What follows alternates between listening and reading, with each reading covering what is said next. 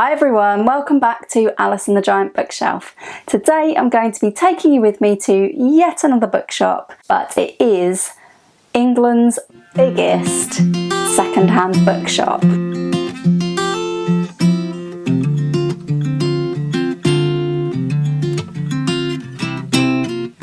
Hi everyone, welcome back to my channel, or welcome if you are new. My name's Alice and I have way too many books, and today I'm bringing you another trip to a bookshop, even though I'm sure I said a couple of weeks ago that I was on another book buying ban, but unfortunately over the summer holidays there was definitely book buying. My husband was on holiday for 2 weeks and a few books were bought. This time I'm going to be taking you with me on a visit that I made to Rochester, which is in Medway near Kent, in the UK. And Rochester, one of the things it is famous for is Charles Dickens. So we did look at a few Dickens related plaques, looked at a very exciting pagoda that was Dickens's writing shed. I'll hopefully show you some footage of that, but we're also going to be going to England's largest second-hand bookshop, which is a bookshop in Rochester called Baggins Book Bazaar. From the outside you may have seen Baggins Book Bazaar, a quick walkthrough of it in one of my shorts already. I'm going to be taking you in much more detail through the bookshop. And it looks very small and insignificant, a bookshop from the front. But once you get inside, the bookshop just goes back and back and back and back. And it has 2 floors and they are chock-a-block full of books of every description. We'll go book shopping. I'll show you some of historic Rochester and its Charles Dickens connections, and when I come back at the end I'm going to show you what I bought in Baggins. I'm sorry, it's England's largest second-hand bookshop and I bought books. There's really just no helping me, so my book haul will be at the end, but first let's go to Rochester. Rochester is famous for both its castle and its cathedral, which are both Norman architecture. The castle is now ruins, but you can still enjoy the views from it.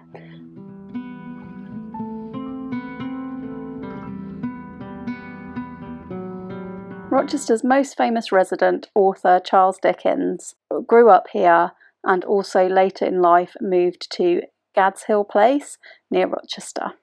Around the town in Rochester you can see various plaques commemorating Charles Dickens and some locations in some of his books, including a building from the book Edwin Drood. There is a second bookshop in Rochester, Store 104, which has brand new books and also a lot of artwork, and was a very interesting bookshop to browse.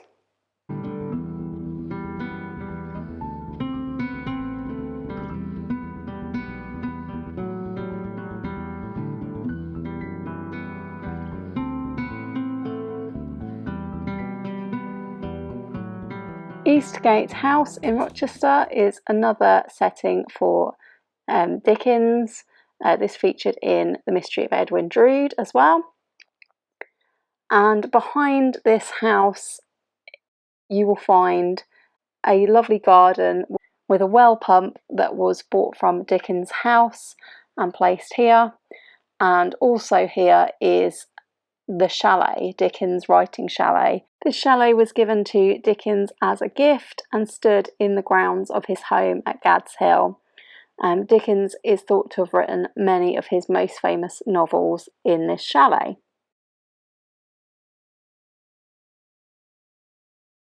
And finally we come to Baggins Book Bazaar, England's largest second-hand bookshop. From the front it looks quite small, but as you go inside it turns out to definitely not be very small at all. So let's have a walk through Baggins and see some of the books that are on offer. In the first part of the shop were some books of interest, such as an Agatha Christie section.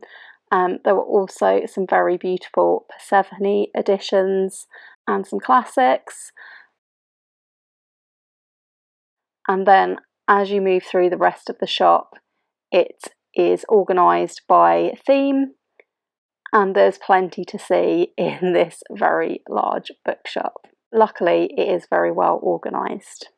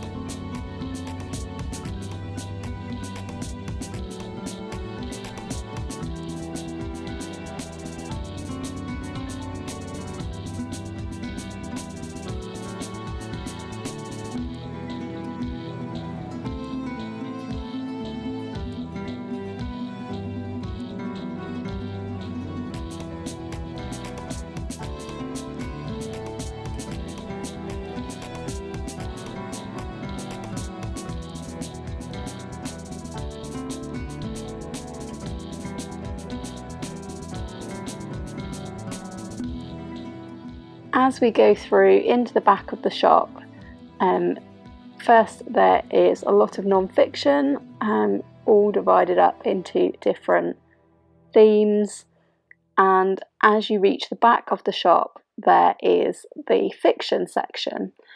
Downstairs there are hardbacks, and upstairs in the same sort of area of the shop is a wonderful paperback section, which I really enjoyed browsing.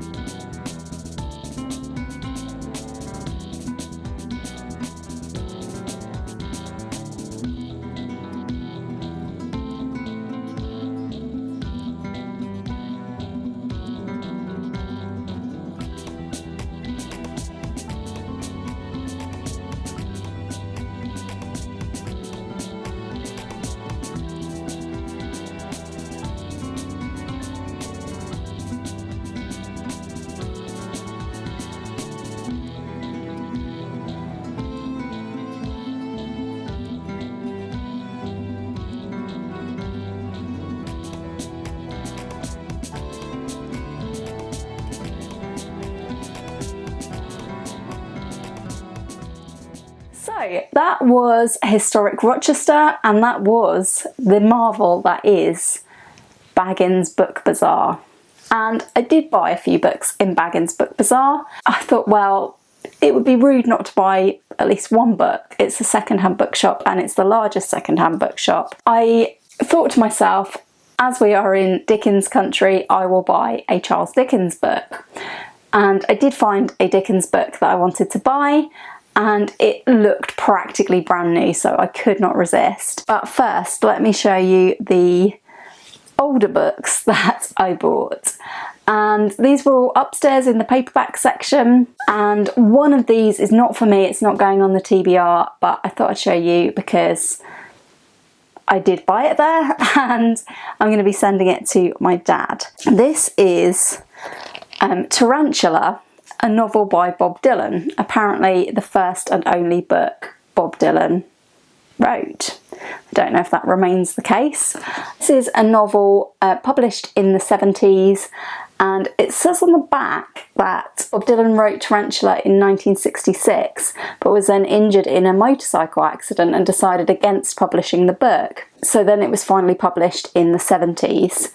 My dad absolutely loves Bob Dylan. I love quite a lot of Bob Dylan that I have listened to, and obviously it was played in my house a lot growing up. His music, I think that his lyrics are really excellent. If you're a person who listens to lyrics and looks for stories in lyrics, Dylan has a lot of stories for you. So I would be really interested to read this, and perhaps I will borrow it from my dad one day, but this is going to be going in the post to my dad. Hopefully I will have sent it before this video goes out, because otherwise it won't be a surprise. Secondly, I actually got this for Garb August, and it's getting late in the month of August when I'm filming this, and I'm really hoping to have time to finish it. So in my Garb August TBR I mentioned the author John D. MacDonald and his Travis McGee series, which I had yet to read any of, but I had it recommended to me as a potentially trashy crime series by Janelle from Too Fond of Books, who said her husband had read it. And I did have the first three on an ebook from the Libby app, and I was hoping to be able to read that. Sadly, my inability to read ebooks carried on in August, so when I saw a few John D. MacDonalds on the shelf in Baggins Book Bazaar, and I'd already been trying to read The Deep Blue Goodbye, and there's nothing wrong with it, I just couldn't read it as an ebook. I tried, and I'm really definitely intrigued by the character of Travis McGee, so I decided to buy a paper copy, and this was £2.50, and this is The Empty Copper Sea by John D. MacDonald. So it's a bit later in the series than I was hoping to start with, but I am going to read this one anyway. I may have even read it by the end of August, we will see. So what I had learned from the first book when I started it was that Travis McGee is like basically a guy who will find things. He seems like kind of a bounty hunter, but not for people, for things. And I believe he does cases that have to be top secret, or that, like, things like that. So that was the impression I got from the opening chapter of The Deep Blue Goodbye. I think this one is about a person's disappearance, but I don't know much more about it than that, so hopefully I will read it soon and let you know. The third book that I bought in Baggins Book Bazaar, and this one was £3 as well, was The Midwich Cuckoos by John Wyndham. I've already read The Day of the Triffids by John Wyndham. I think I read that earlier this year, and I'm really intrigued to read more of his sort of sci-fi horror-ish work, because I think it's really interesting. Really enjoyed Day of the Triffids. And The Midwich Cuckoos is the latest of his books to receive a TV adaptation. This one, I believe, came out maybe last month, definitely over the summer, and it was starring Keeley Hawes, who is quite famous in the UK at least, for starring in a whole plethora of TV series. I would really like to watch that series, but I really wanted to read the book first, and I was going to audiobook it, but when I saw this cool but weird old penguin cover, I couldn't resist. So the other thing that I found really interesting in this, because I love finding things written in old secondhand books, was that this has a list of dates in the front. I feel like maybe this person read this book lots of times, and there is a name on the front page as well, so it's probably them. So I don't know if you can see that, but there's a whole list of dates.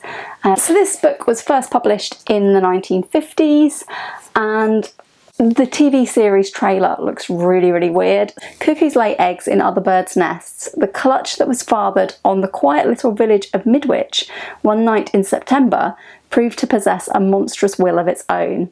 It promised to make the human race look as dated as the dinosaur. So yeah, really looking forward to this and to watching the series afterwards. And I think I will probably read this in September because it's nice and short, so it's going on my shorty September TBR. Here is the Dickens that I picked up. I picked up Dombey and Son because I've wanted to read this one for a while and thought it might be my next one. It is quite a chunker. I may well read this in Victober. This is the vintage edition of Dombey and Son. I really like these vintage classics. There is no creasing to this spine. I really actually don't think that this copy has been read. There were 2 copies on the shelf. One, the pages were yellower and the spine was creased. This one, I really think whoever donated it didn't actually read Dombey and Son because it's pretty much pristine. So I was really pleased with this find, and it was £3.50, which is a bit more expensive, but £3.50 for a brand new vintage classic I thought was actually very good going. So I bought Dombey and Son. I don't know an awful lot about the storyline of Dombey and Son, but I look forward to finding out, possibly in Victober. So there are a lot of things relating to Dickens in Rochester. And when we went into the tourist information, just briefly to have a look around, they had more books. And they only had one book. It's a Dickens book. And I absolutely, I couldn't say no to this. Tell me in the comments below whether you would have been able to pass this up. Because this is a Dickens book. It's a Penguin's Black classic. Oliver Twist, brand new book. This was actually cheaper than the second-hand copy of Dombey and Son, £2.99. This was only £2.99, so £3. And yeah, I've wanted to read Oliver Twist for years as well. This is another one that was on my sort of radar for the next Dickens book that I might read. So that gives me 2 options for Dickens that I could read in Victober. I don't think I'll get to both of them this Victober, but I'm sure I will find another excuse for reading the other one some other time. If you've read any of these books that I hauled in Baggins, please do let me know in the comments down below. Tell me if there's any that I should be prioritising. The TBR is not going to be in a good way at the end of August. If you've enjoyed this video, please do give it a like. Please do consider subscribing if you haven't already. That's all from me today. Thanks for watching, and I hope to see you all again very soon for another video all about books here on Alice and the Giant Bookshelf. Bye for now.